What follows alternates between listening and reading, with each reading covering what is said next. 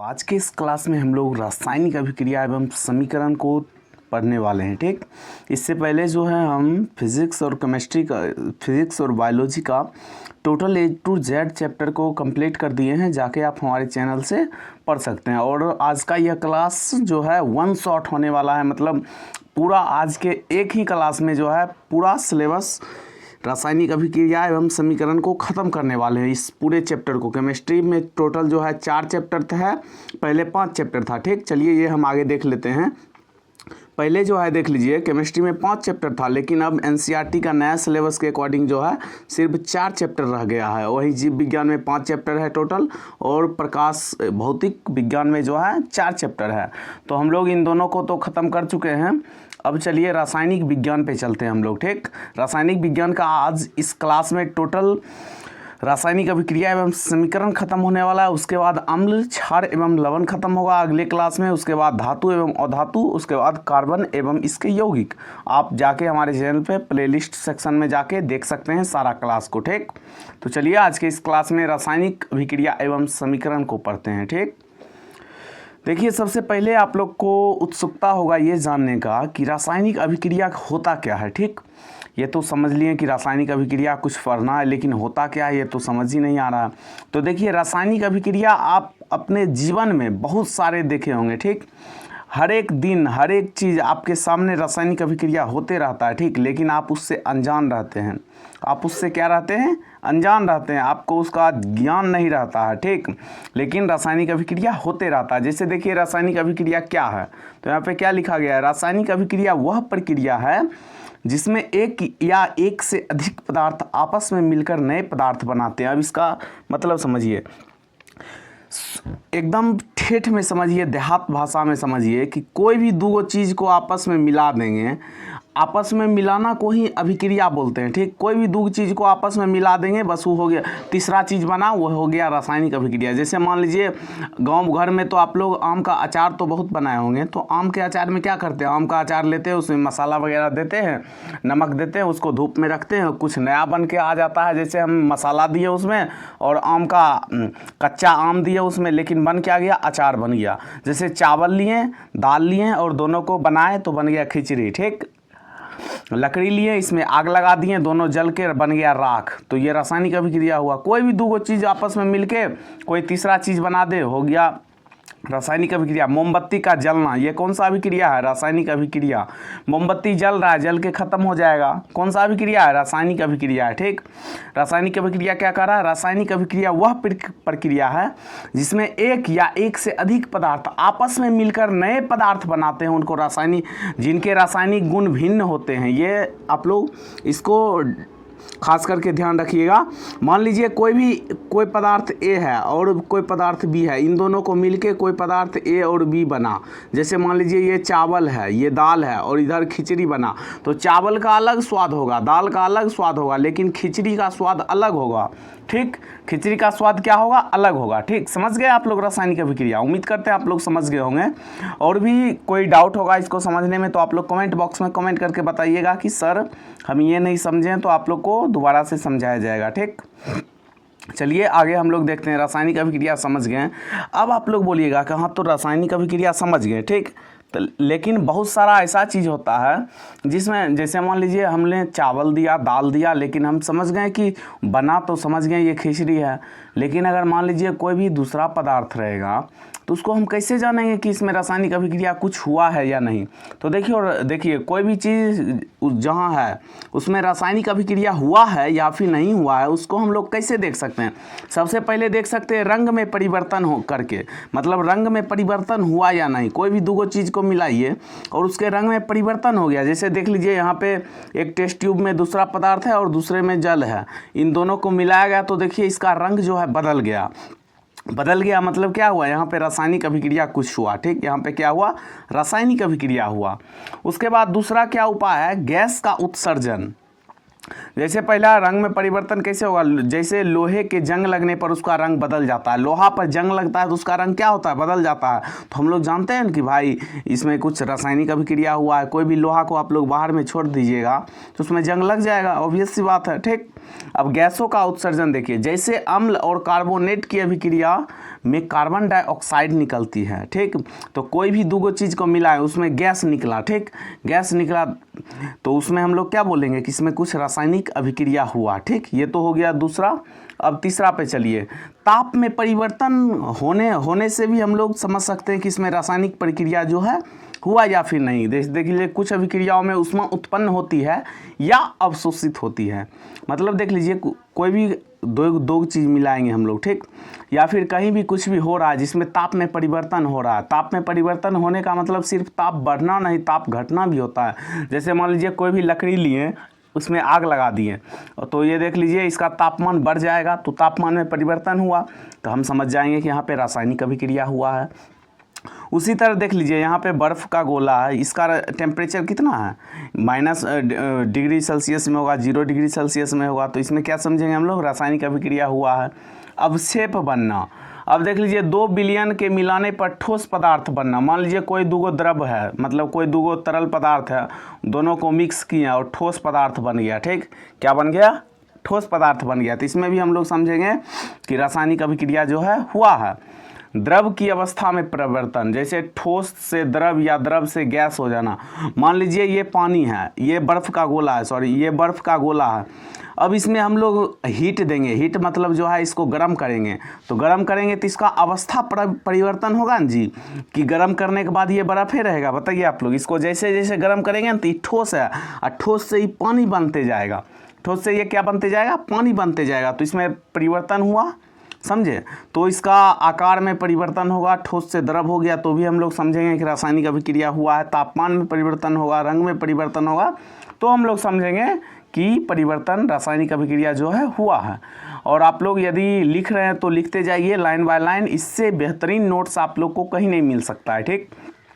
और आप लोग स्क्रीनशॉट लेना चाहते हैं तो वो भी ले सकते हैं। और यदि आप लोग को PDF चाहिए तो टेलीग्राम ग्रुप को ज्वाइन कर सकते हैं, या फिर व्हाट्सएप ग्रुप को, वहाँ पे हम इसका PDF जो है सेंड कर देते हैं, ठीक। चलिए अगला अब हम लोग देख लेते हैं कि रासायनिक अभिक्रिया समझ गए, इसको पहचानने का नियम समझ गए हैं, समझे, संकेत किस तरह से हम लोग पहचान सकते हैं। अब देखिए अभिकारक, ये मान लीजिए पूरा रासायनिक समीकरण है, ठीक। ये रासायनिक क्या है, समीकरण है, ये रासायनिक समीकरण है।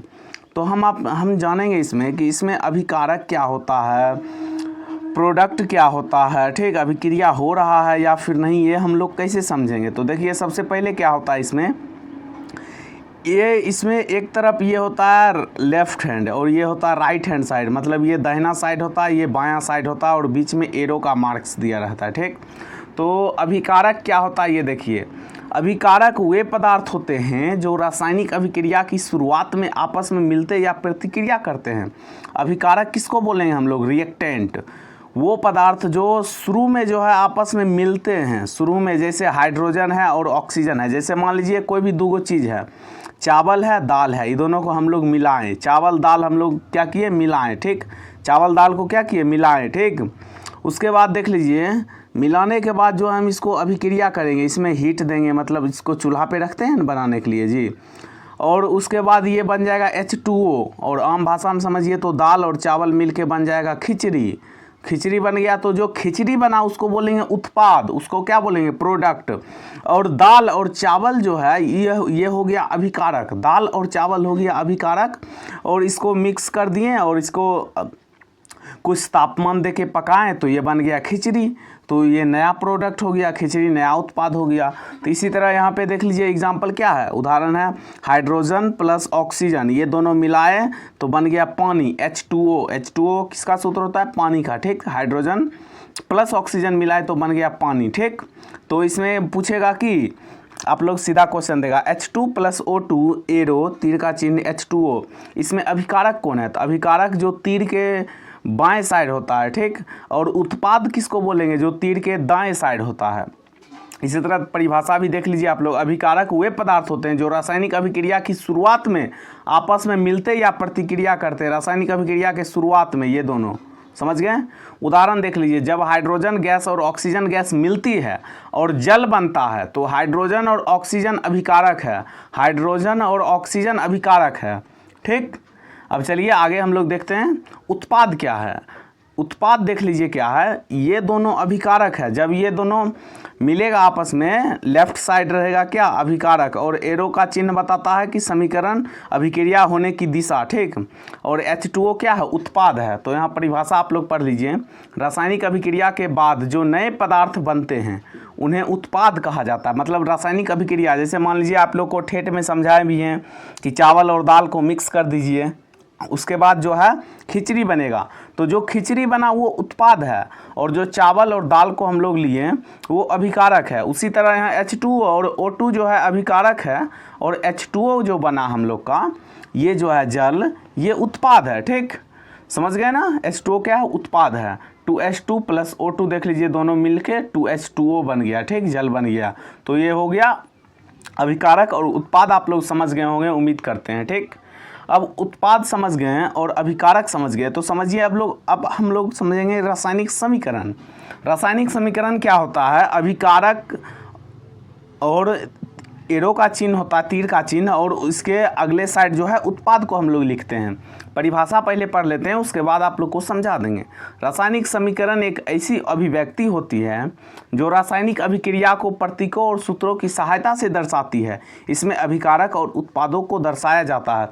अब देख लीजिए, मान लीजिए हम लोग चावल लिए, ठीक, चावल लिए प्लस दाल लिए, ठीक, चावल प्लस दाल लिए, बनाए क्या, खिचड़ी बनाए क्या, खिचड़ी, चावल दाल लेके क्या बनाए, खिचड़ी बनाए।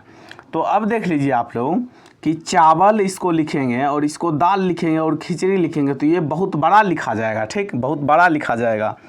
और उसी तरह जैसे मान लीजिए कि यहाँ पे हम लोग लिखेंगे 2H2 + O2 लिखेंगे, ठीक, एरो 2H2O, ठीक, ये हो गया पानी का फॉर्मूला। तो यहाँ देखिए, यहाँ पे हम लोग लिखते हैं हाइड्रोजन प्लस ऑक्सीजन, यहाँ पे एरो का साइन देते, या फिर यहाँ लिखते दोनों को अभिक्रिया करने पर पानी बनता है।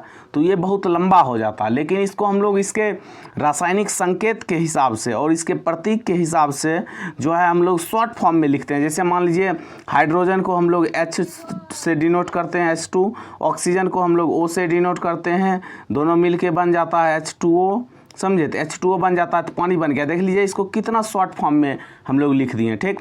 तो यही कर रहा है, रासायनिक समीकरण एक ऐसी अभिव्यक्ति होती है जो रासायनिक अभिक्रिया को, मतलब कौन सा चीज़ मिलाएं अभिकारक और क्या बना उसको बोलते हैं उत्पाद, तो इसको रासायनिक अभिक्रिया बोलते हैं सब मिला के। तो इसको जो है प्रतीक और सूत्रों की सहायता से दर्शाती है। इसमें अभिकारक और उत्पाद को दर्शाया जाता है। इस तरफ जो अभिक्रिया के जो है बाएं साइड अभिकारक रहता है और दाएं साइड उत्पाद रहता है, और तीर चिन्ह जो है हमेशा अभिक्रिया की दिशा को बताता है। अगर अभिक्रिया तीर का चिन्ह जो है इस साइड है, तो इसका मतलब इधर अभिकारक है और ये दोनों मिलके जो है इधर उत्पाद बनाया, और वहीं अगर तीर का चिन्ह इस साइड रहता तो अभिकारक इधर रहेगा और ये दोनों मिलके जो है उत्पाद इधर बनाएगा, समझे।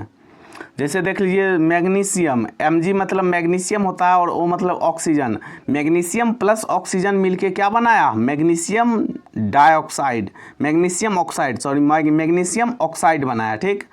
कोई भी चीज़ के में ऑक्सीजन जुड़ेगा तो उसको हम लोग ऑक्साइड पढ़ेंगे। जैसे कैल्शियम के साथ ऑक्साइड जुड़ेगा, Ca+O, तो CaO हो जाएगा। तो कैल्शियम के साथ ऑक्सीजन जोड़ा तो हम लोग इसको पढ़ेंगे कैल्शियम ऑक्साइड, ठीक। सोडियम कैल्शियम के साथ जुड़ा तो क्या बोलेंगे, कैल्शियम ऑक्साइड। एल्युमिनियम के साथ जुड़ेगा तो एल्युमिनियम ऑक्साइड, समझे। तो आप लोग समझ गए होंगे रासायनिक समीकरण क्या होता है, ठीक। चलिए अब हम आप लोग को बताते हैं यहाँ पे, इसी को हम लोग डिटेल फॉर्म में लिखें ताकि आप लोग को नोट्स बनाने में कोई भी दिक्कत नहीं हो। लाइन बाय लाइन आप लोग नोट्स को लिखते जाइएगा। और यदि आप लोग क्लास 10th का सभी सब्जेक्ट का नोट्स लेना चाहते हैं, फिजिक्स, केमिस्ट्री, बायोलॉजी, उसके बाद भूगोल, जीव विज्ञान, भूगोल, हिस्ट्री मतलब इतिहास, ये सारा जितना भी सिलेबस है आप लोग का, हर एक का नोट्स यदि आप लोग इसी तरह इमेज के फॉर्म में लेना चाहते हैं, मतलब इमेज भी हो उसमें, एकदम लाइन बाय लाइन एकदम अच्छे शब्दों में लिखा हुआ हो, एकदम कोई कठिन शब्द नहीं हो, एकदम सजावट के तरफ से। और यदि आप लोग चाहते हैं वीकली मॉक टेस्ट लगाना कि हम लोग कितना पढ़े हैं, समझे कितना हम लोग पढ़े हैं और हम कितना उस कोई भी चैप्टर आप लोग पढ़े हैं तो उसमें कितना आप लोग का सही हो रहा है, कितना गलत हो रहा है, ये तो आप लोग देखिएगा ना।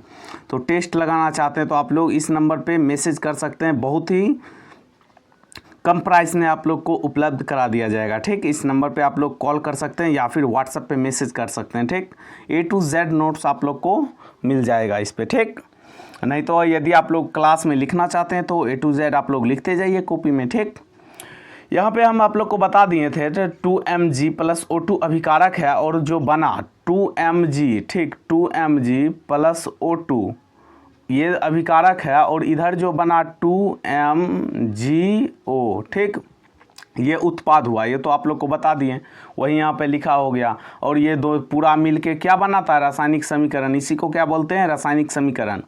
अब देखिए जो हम बता दिए वही यहाँ पे लिखा हुआ, तीर यह दिखाता है कि अभिक्रिया किस दिशा में हो रही है, यानी अभिकारकों से उत्पाद बन रहे हैं। ठीक, ये तो बताए हैं। यह समीकरण संतुलित है तो प्रत्येक तत्व के परमाणुओं की संख्या दोनों पक्ष में समान होगी। अब ये क्या होता है हम आप लोग को बताते हैं, चलिए अगले पेज पे।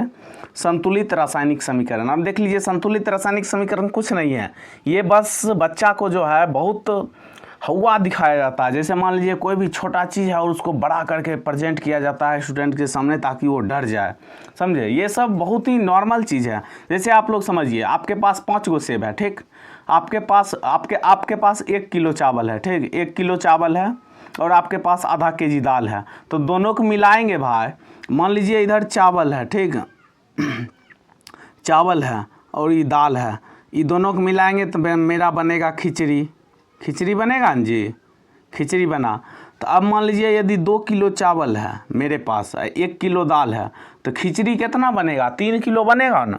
खिचड़ी कितना बनेगा, 3 किलो बनेगा। और यदि हम इसमें पानी दे दिए और प्लस पानी दे दिए 1 केजी, तो खिचड़ी मेरा कितना बनेगा, 4 केजी बनेगा।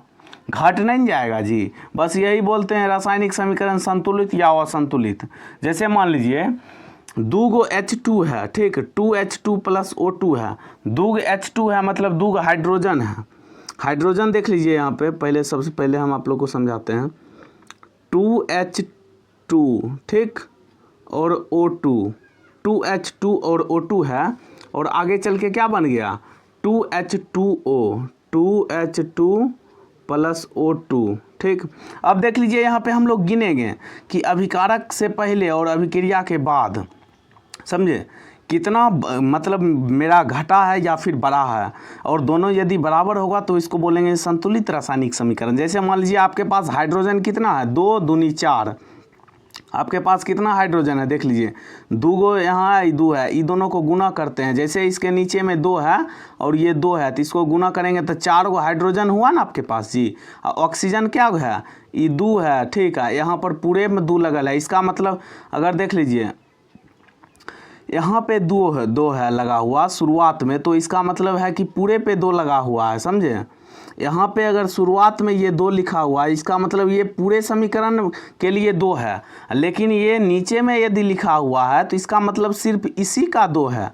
जैसे यहाँ 2 है, यहाँ पे 2 है, तो ये 2 सिर्फ ऑक्सीजन का है और ये 2 सिर्फ हाइड्रोजन का है, समझ गए।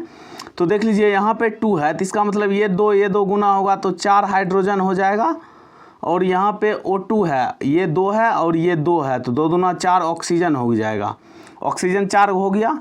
अब इधर हम लोग देखेंगे कि इधर भी जो है 4 गो हाइड्रोजन और 4 गो ऑक्सीजन है या फिर नहीं, समझे।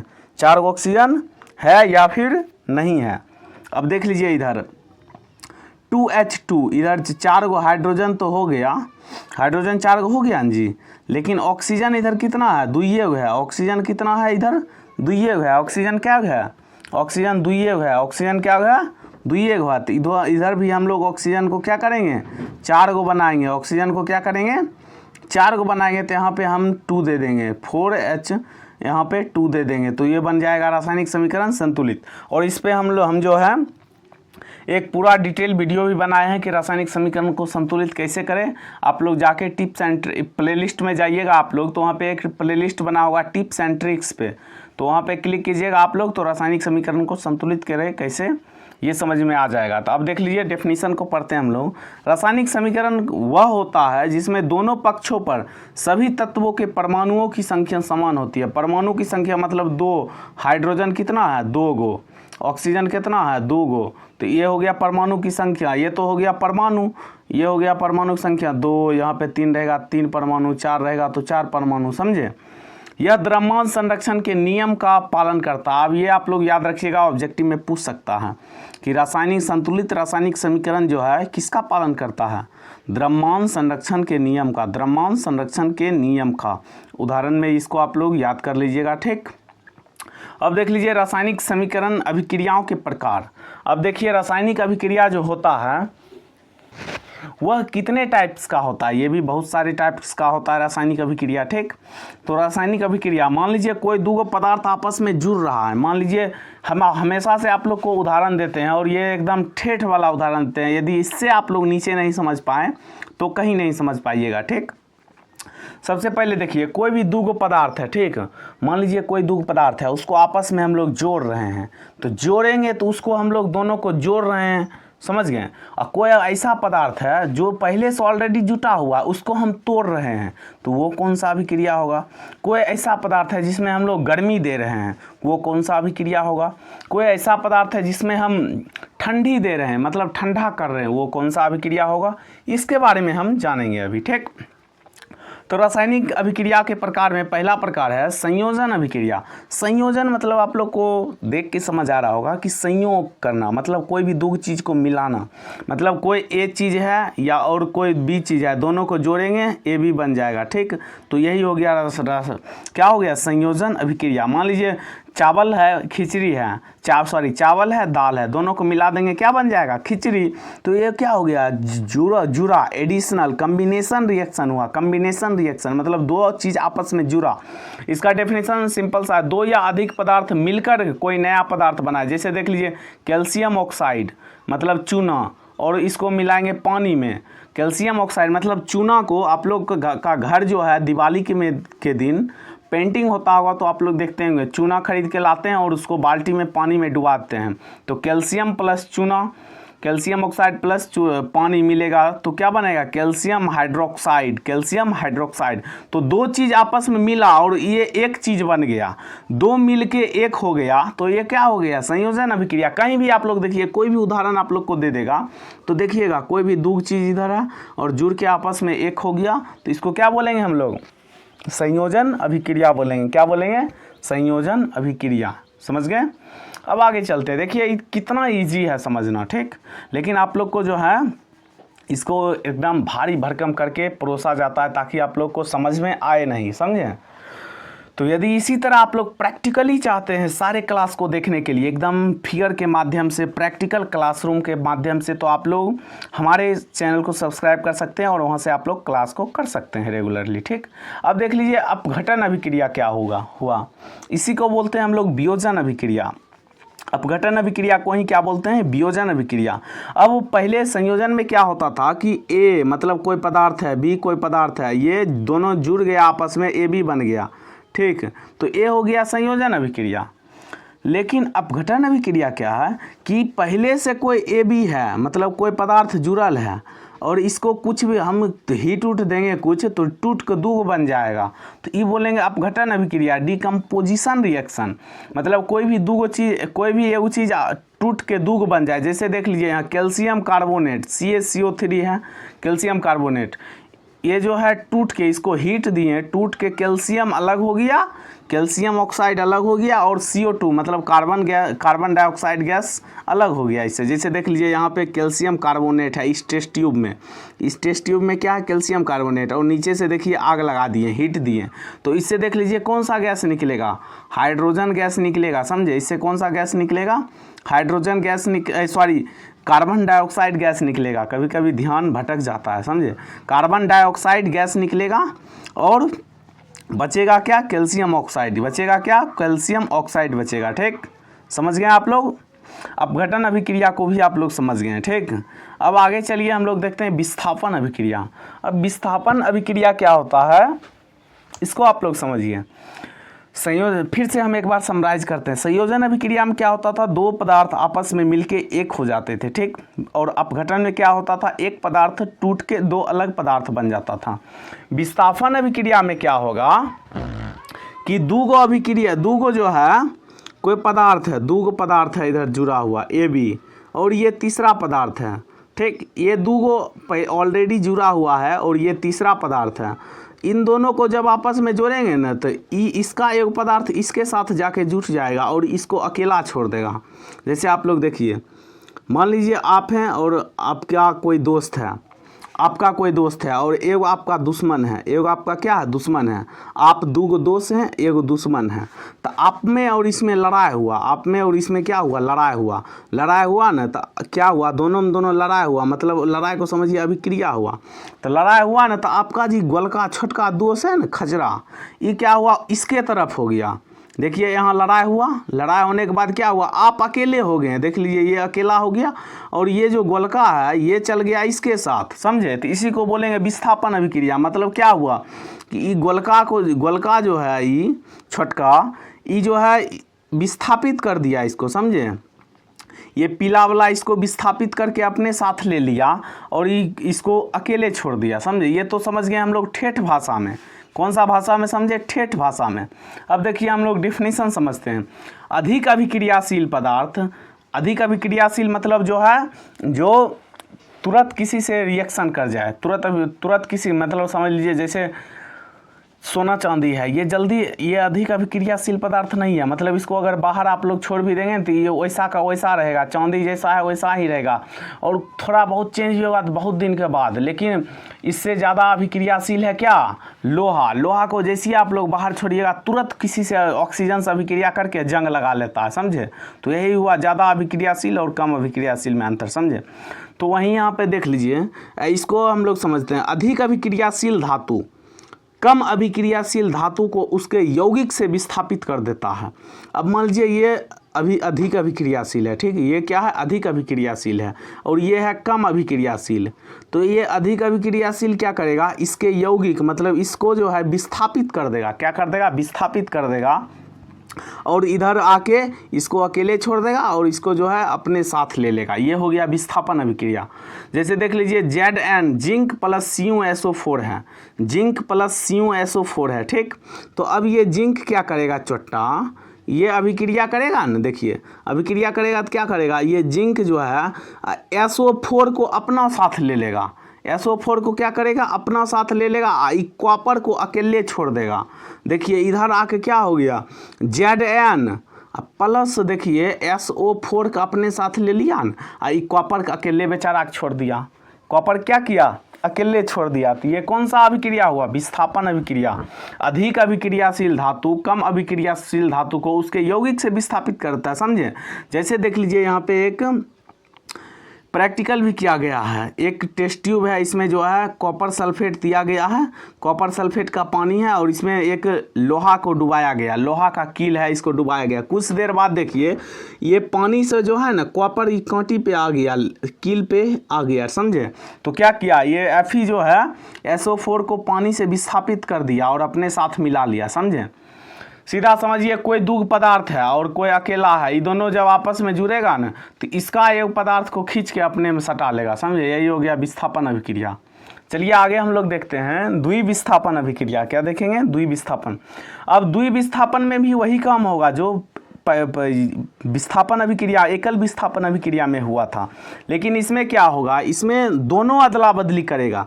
जैसे उसमें क्या होता था, सॉरी देखिए इसमें क्या होता था कि दो पदार्थ इधर था, समझे, और इधर का वाला जो है एगो इसका यौगिक से विस्थापित करके इधर दो सट जाता था और इधर एक को अकेला छोड़ देता था। लेकिन अब इसमें क्या होगा कि ये भी दो है, ये भी दो है, तो क्या करेगा, ये भी दो है, ये भी दो है, तो क्या करेगा, ई इसका वाला एगो ले लेगा, ई इसका वाला एगो ले लेगा, ई इसका वाला एगो ले लेगा। जैसे देखिए ए जो है AD को अपने साथ ले लिया और AD बन गया, और इस C भी कम नहीं है। उस एकल विस्थापन में क्या होता था कि AD को लिया और C अकेले रह जाता था। लेकिन ये अभिक्रिया कैसा है कि A जो है D का लिया तो C जो है B को अपने साथ मिला लेगा। जैसे AD मिल गया तो BC अपने साथ मिला लेगा, समझे। और इसका एग्जाम्पल है, देख लीजिए, NaCl मतलब नमक प्लस AgNO3, और ये दोनों आपस में अभिक्रिया करेगा। देखिए Na इसका NO3 ले लिया अपने साथ, लेकिन Ag भी कम होशियार न है, Ag जो है इसका Cl ले लिया अपने साथ, AgCl मतलब दोनों इसका, एगो इसका लेगा एगो इसका ले लेगा, समझे।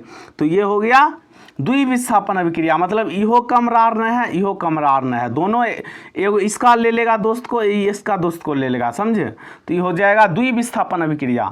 लेकिन एकल विस्थापन में क्या होता था कि बस देख लीजिए, एकल विस्थापन में क्या होता था, बस ये दोनों है और ये अकेले है, ये बस इसी का एक दोस्त को ले लेगा और इसको अकेले छोड़ देगा। लेकिन द्विविस्थापन में क्या होता है कि ये दो है और ये दो है, ये इसको विस्थापित करके AD बन जाएगा, और ये जो है B जो है ये C इसका B ले लेगा और ये विस्थापित हो जाएगा। तो ये हो गया द्विविस्थापन अभिक्रिया।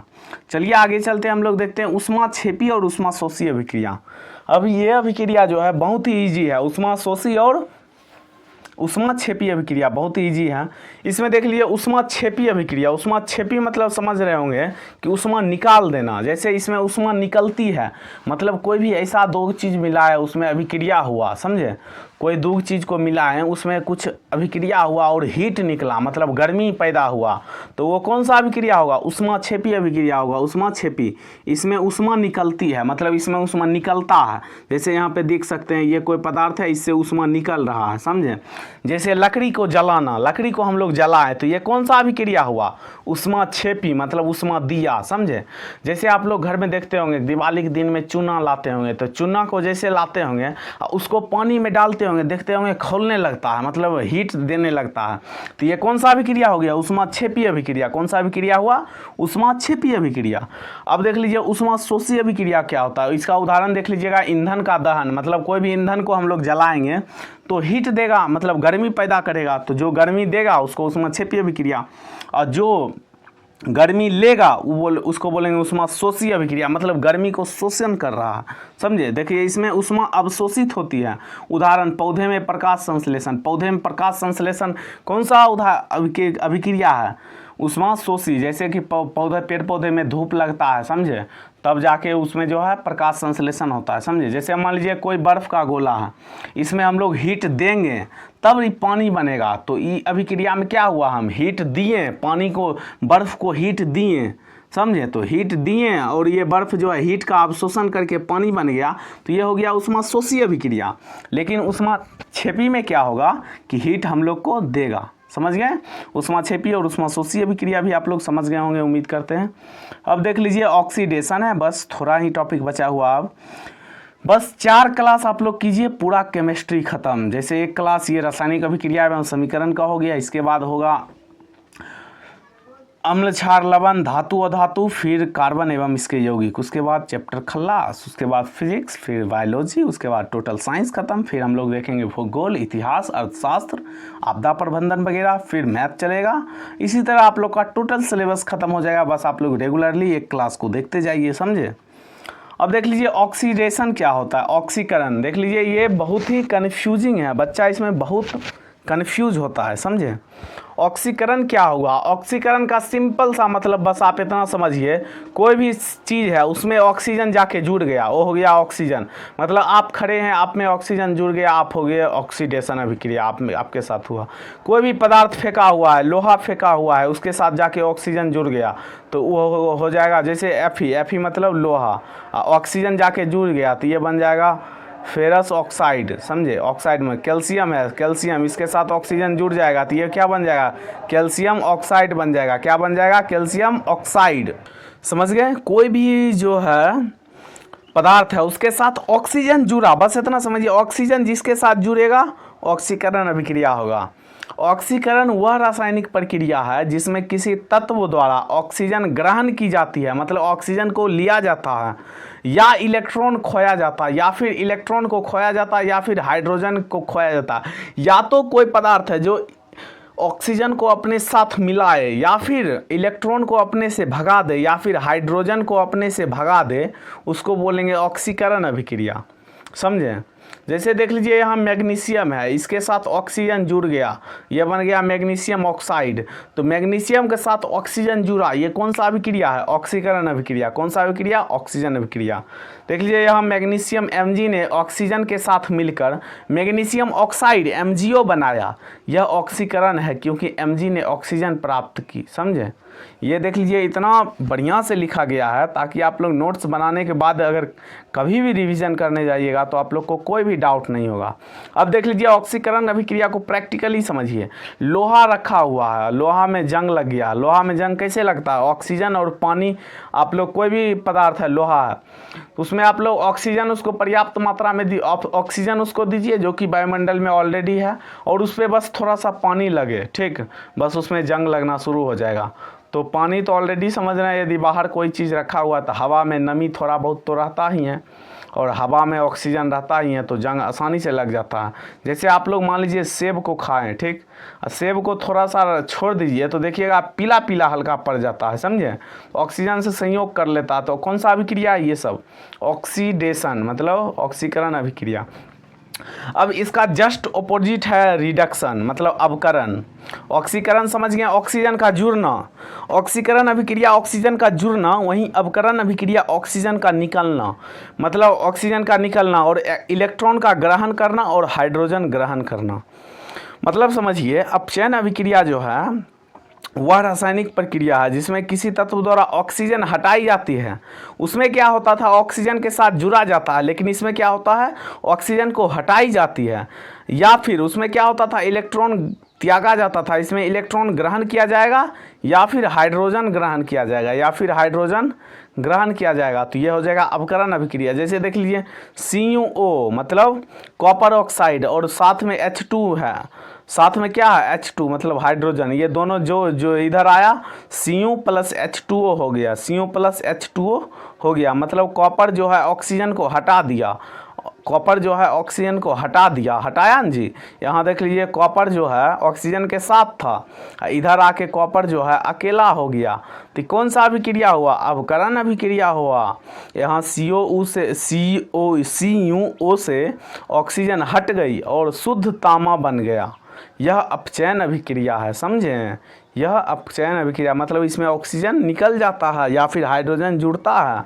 समझें? ये कौन सा अभिक्रिया हो गया? अवकरण अभिक्रिया। उम्मीद करते हैं आप लोग को समझ में आ रहा होगा। अब देखिए रेडॉक्स अभिक्रिया क्या है। रेडॉक्स अभिक्रिया ही बहुत ईजी है। जैसे मान लीजिए कोई अभिक्रिया है, इसमें ऑक्सीजन निकल रहा है, तो ये हो जाएगा ऑक्सीडेशन मतलब ऑक्सीकरण अभिक्रिया। और इसी अभिक्रिया में जो है हाइड्रोजन जुड़ रहा है, तो ये हो जाएगा, ये अभिक्रिया हो जाएगा अवकरण अभिक्रिया। और ये दोनों अभिक्रिया एक्के गो में हो, एक्के अभिक्रिया में हो दोनों चीज़, तो इसको बोलेंगे रेडॉक्स रिएक्शन मतलब रेडॉक्स अभिक्रिया। देखिए पहले डेफिनेशन पढ़ते हैं फिर से समझा देंगे। जब ऑक्सीकरण और अपचयन मतलब अवकरण अभिक्रिया दोनों क्रियाएं एक ही रासायनिक अभिक्रिया में एक साथ होती है तो उसे रेडॉक्स अभिक्रिया कहते हैं। जैसे देख लीजिए Zn प्लस CuSO4। अब देख लीजिए जिंक के साथ SO4 जुड़ गया, समझे? SO4 जुड़ गया, और कॉपर के साथ जो है Cu, कॉपर जो है अकेला Cu हो गया, कॉपर अकेला Cu हो गया। तो यहाँ पर क्या हुआ? Zn का ऑक्सीकरण हुआ। Zn का क्या हुआ? ऑक्सीकरण हुआ, ये इलेक्ट्रॉन खोया। Zn क्या हुआ? इलेक्ट्रॉन खोया है। Zn क्या हुआ? इलेक्ट्रॉन खोया। और Cu क्या हुआ? Cu का जो है अपचयन हुआ मतलब अवकरण हुआ, क्योंकि ये इलेक्ट्रॉन ग्रहण किया। ठीक, ये इलेक्ट्रॉन क्या किया? ग्रहण किया। यहाँ पे आप लोग देख सकते हैं Zn ऑक्सीकरण करता है और वहीं Cu2 प्लस अपचयन करता है। समझ गए? तो यहाँ पे हो गया रेडॉक्स रिएक्शन, दोनों रिएक्शन एक ही साथ हो जाना। अब देख लीजिए हम लोग देखते हैं दैनिक जीवन काल में ऑक्सीजन के प्रभाव, मतलब हम लोग के लाइफ में ऑक्सीजन का क्या प्रभाव पड़ता है। तो देख लीजिए सबसे पहले ऑक्सीकरण से संक्षारण होता है। संक्षारण क्या होता है? कोई भी धातु अच्छा खासा है और वो जो है ना झरने लगे, समझे, जंग लग लग के झरने लगे, यही संक्षारण होता है। देखिए यह धातुओं का वातावरण के साथ अभिक्रिया कर नष्ट होना है। संक्षारण क्या होता है, धातु जो है वो वातावरण के साथ अभिक्रिया करता है, मतलब ऑक्सीजन पानी के साथ अभिक्रिया करता है और वो अपने आप को नष्ट कर लेता है, उसी को संक्षारण बोलते हैं। जैसे लोहे में जंग लगना, लोहा में जंग लगता है, देखते हैं लोहा कितना मजबूत होता है, जंग लगता है फपड़ी पर के उधरने लगता है, समझे। चांदी का काला पड़ना, कभी कभी देखते होंगे चांदी का कोई भी गला में पहने हुए हैं आभूषण, तो वो धीरे धीरे पसीना से लग लग के वो जो है काला पड़ने लगता है, समझे। तांबा का हरा हो जाना, तांबा जो है धीरे धीरे हरा होने लगता है। जैसे देखिए यहाँ गाड़ी रखा हुआ बाहर में, इसमें जंग लग गया, तांबा है ये हरा हो गया। देखिए यहाँ चांदी, देखिए पहले के, यहाँ देखिए चांदी जो है काला है, जब खरीदने वक्त गया होगा तो इस तरह का होगा, लेकिन बाद में काला पड़ गया, समझे, क्या हुआ, काला पड़ गया। तो ये सब जो है दैनिक जीवन में हमारा प्रभाव है, समझे, डेली लाइफ में जो है क्या क्या ऑक्सीकरण से हम लोग को देखना मिलता है, ठीक। अब देख लीजिए एक होता है रेंसिडिटी। रेंसिडिटी क्या होता है, रेंसिडिटी होता है तो वसा और तेलों के ऑक्सीकरण से बदबू और स्वाद का बदल जाना। जैसे हम लोग देखिए टमाटर रखे हुए हैं और ये डेली ऐसा नहीं रहेगा, टमाटर को देखिए कुछ दिन छोड़ दीजिए, देखिए कुछ इस तरह से हो जाएगा, और 10-15 दिन देखिए इस तरह से सड़ के हो जाएगा, और इसमें जो है बदबू और स्वाद दोनों बदल जाता है। और कैसे बदलता है ये आप लोग देखिए, अगर मान लीजिए ताज़ा टमाटर तोड़ के लाए तो इसका रंग देखिए किस तरह से है, इसका स्वाद कैसा है, समझे। ये खा के देखिए और एक बार इसको आप लोग खा के देखिए, खा पाइएगा उल्टी हो जाएगा, समझे। तो दोनों में स्वाद का अंतर हुआ ना, बदबू भी आने लगता है, समझे। यही हुआ रेंसिडिटी, वसा और तेलों के ऑक्सीकरण से बदबू और स्वाद का बदल जाना, समझे। और इसका रोकथाम के लिए हम लोग क्या करते हैं कि कोई भी पदार्थ है ना उसको जो हम लोग प्रशीतक मतलब ठंडा में दे देते हैं, या फिर वायुरुद्ध पैकिंग, मतलब ऐसा पैकिंग करो कि उसमें ऑक्सीजन नहीं जाए, या फिर एंटीऑक्सीडेंट मिलाना, मतलब ऐसा चीज़ मिला दो कि उसमें ऑक्सीडेशन अभिक्रिया न हो, मतलब उसमें ऑक्सीजन जाके उससे जो है ना संयोग नहीं कर पाए। अब इसका मतलब क्या होता है, सबका मतलब हम आप लोग को समझाते हैं। देखिए पहला नंबर तो हम लोग कोई भी पदार्थ लिए उसको फ्रीज में रख देते हैं। अब फ्रीज में क्या होता है, ठंडा वातावरण रहता है। फ्रिज में कैसा वातावरण रहता है, ठंडा, तो देखते देखते होंगे ख़राब नहीं होता है, जल्दी ख़राब होता है नहीं होता है। दूसरा देखिए वायुरुद्ध पैकिंग, मतलब ऐसा पैकिंग करो कि जिसमें हवा नहीं जा सके, समझे। वायुरुद्ध पैकिंग करो, ऐसा पैकिंग जिसमें हवा नहीं जा सके। जैसे देखते होंगे कोई भी खाने पीने का चीज़ होता है तो उसको किस तरह से पैकिंग करके भेजता है, जैसे चिप्स कुरकुरे वगैरह आप लोग खाते हैं, देखते हैं कितना टाइट पैकिंग रहता है। उसके बाद एंटीऑक्सीडेंट मिलाना, तो ये देख लीजिए मतलब कोई भी ऐसा चीज़ मिला दो उसमें ताकि वो ऑक्सीकरण नहीं कर पाए, मतलब ऑक्सीजन के से जुड़ नहीं पाए, समझे, ऑक्सीजन से जुड़ नहीं पाए। तो देखिए क्या करते हैं, चिप्स का पैकेट देखते होंगे तो बचपन में बहुत सारे आदमी कहते हैं देखो इतना बड़ा चिप्स का पैकेट है और उसमें हवा भर देता है, इतने चिप्स रहता है। तो देखिए वो हवा जानबूझ के नहीं भरता है, वो हवा को इसलिए भरता है ताकि खाद्य पदार्थ जो है अंदर सुरक्षित रहे, और उसमें हवा नहीं रहता, उसमें नाइट्रोजन गैस रहता है। कौन सा गैस रहता है, नाइट्रोजन। क्वेश्चन ये भी पूछ सकता है कि चिप्स के पैकेट में कौन सा गैस रहता है, तो आप लोग क्या बोलिएगा, नाइट्रोजन गैस। कौन सा गैस, नाइट्रोजन। नाइट्रोजन गैस इसलिए रहता है कि नाइट्रोजन गैस सिर्फ रहेगा, हाइड्रोजन अगर इसमें हवा भर देगा तो हवा में ऑक्सीजन भी रहता है, तो ऑक्सीजन रहता है तो संयोग करके इसको ख़राब कर देगा, तो इसलिए नाइट्रोजन गैस को हम इसमें भरते हैं ताकि अंदर का खाद्य पदार्थ जो है हमारा ख़राब नहीं हो। तो इसी के साथ हम लोग का ये चैप्टर जो है वन शॉट ख़त्म होता है, समझें। इसके बाद आप लोग जाइएगा प्लेलिस्ट में और दूसरा चैप्टर भी देख लीजिएगा और इसी तरह आप लोग रिवीजन करिएगा, समझे। और यदि आप लोग सारा जितना भी सब्जेक्ट है सभी का एकदम सब्जेक्ट बाय नोट्स चाहिए आप लोग को, daily notes, weekly mock test चाहिए, मतलब आप लोग एग्ज़ाम दे सके, ऑल सब्जेक्ट का नोट्स और चैप्टर वाइज कंप्लीट सब्जेक्ट का नोट्स चाहिए तो आप लोग इस नंबर पे कॉल या फिर मैसेज कर सकते हैं। और यदि आप लोग को टॉपर बैच से जुड़ना है तो आप लोग ज्वाइन कर सकते हैं इस नंबर पर कॉल करके, समझ गए। और फ्री में यूट्यूब पर सारा क्लास एकदम अवेलेबल है, तो वहाँ से जाके आप लोग क्लास को भी कर सकते हैं, ठीक। और कोई भी अगर आप लोग को डाउट हो तो यहाँ पे कॉल या फिर व्हाट्सअप आप लोग कर सकते हैं इस नंबर पे, ठीक। टेलीग्राम ग्रुप से ज्वाइन हो जाइएगा पीडीएफ लेने के लिए, और व्हाट्सअप ग्रुप को भी ज्वाइन कर लीजिएगा। और यदि आप लोग हमसे तैयारी करना चाहते हो तो हमारे चैनल को सब्सक्राइब कर लीजिएगा, और यदि नहीं करना है तो कोई बात ही नहीं है, ठीक। चलिए मिलते हैं अगले क्लास में, तब तक के लिए जय हिंद जय भारत।